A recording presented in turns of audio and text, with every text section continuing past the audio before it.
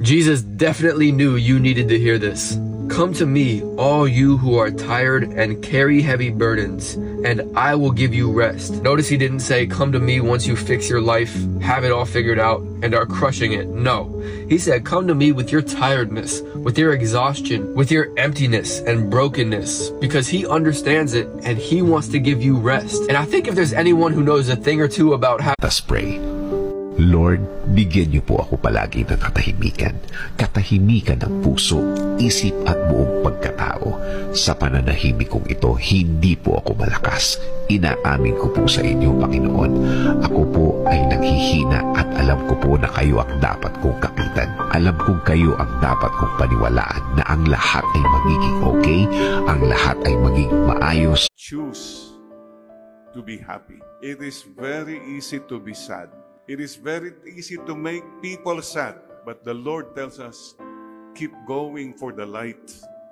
Continue to be happy. Continue to make other people happy. May we all have the joy of the Lord no matter what we go through. Pain is real. Pain is pain. But if you focus on the... I think when you feel stuck or dissatisfied in your life, it's a signal.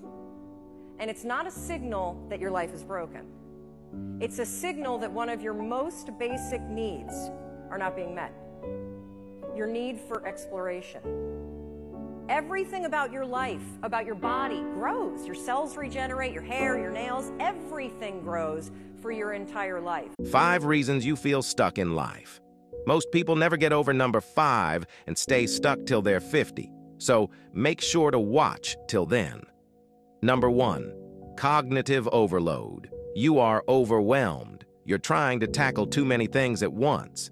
This is going to lead to severe burnout. Focus on one thing at a time. Attack the things you can control. Remember, success isn't rushed. Never sleep with your bedroom window open. If you have the habit of sleeping with the window open, I strongly recommend you stop doing it, not only for your own sake, but also for the well-being of your home and those inside it. It happens that during the early hours of the night, some wandering spirits have the strange habit of roaming the streets, quietly observing houses through the windows. And if the window happens to be open, it can be incredibly tempting for those spirits to enter your home. Let us pray. Lord, bigyan niyo po ako palagi ng katahimikan. Katahimikan ng puso, isip at buong pagkatao. Sa pananahimik kong ito, hindi po ako malakas. Inaamin ko po sa inyo, Panginoon.